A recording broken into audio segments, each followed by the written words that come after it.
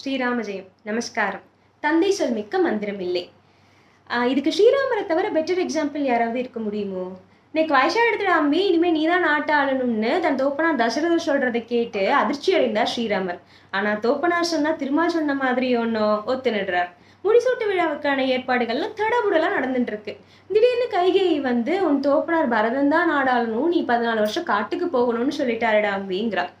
இதை இந்த காலத்து குழந்தைங்களா இருந்தா என்ன சொல்லியிருப்பா? ஏன்ப்பா நானா வந்து உடனே கேட்டேன், நீயா நாட்ட ஆளுன்னா இப்ப முடியாது காட்டுக்கு போடாங்கிற, விளையாடுறியான்னு சண்டை போட்டிருப்போம்.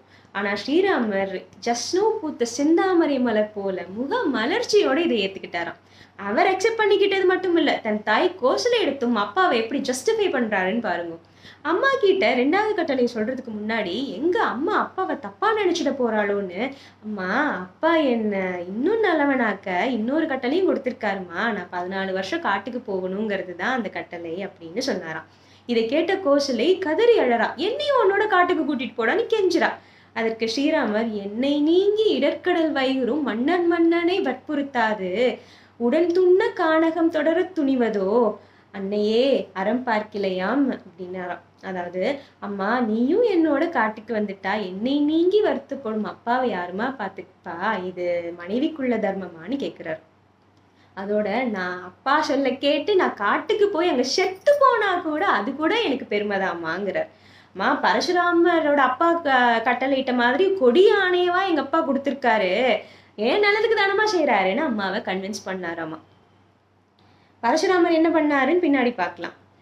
யுத்த காண்டம்ல ராவணனோட போர் புரிந்து சீதையை மீட்டுட்டு வந்தாச்சு.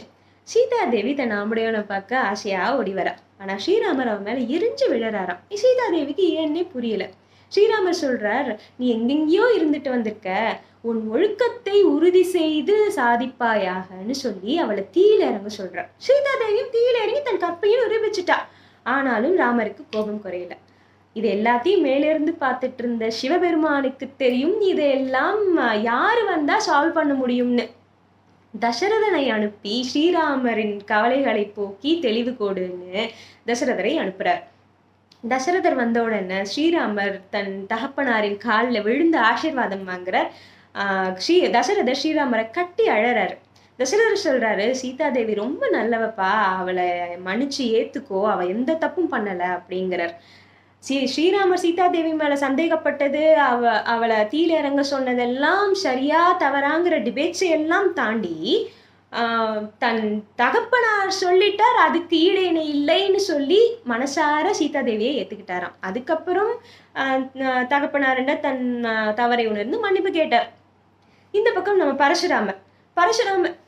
பரசுராமரின் தாயார் ரேணுகா தேவி ஒரு கந்தர்வனை பார்த்து மனசஞ்சலப்பட்டாராம். இதை தெரிஞ்சுண்ட பரசுராமரின் தோப்பனார் ஜகத்கினி முனிவர் அம்மாவோட தலையை வெட்டி வீசுங்கன்னு ஆணையிடுறார்.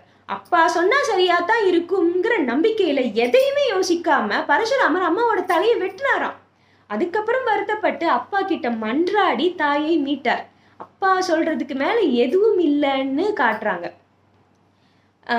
நம்ம இந்திரஜித் அண்ணா ராவணன் தன் தோப்பனார் ராவணன் இடத்தில் பல முறை சொல்றார், சீதாதேவி நமக்கு வேண்டாம்ப்பா, அவளை விட்டுடு, இது சரி வராது அப்படின்னு. ராவணன் கேட்கல.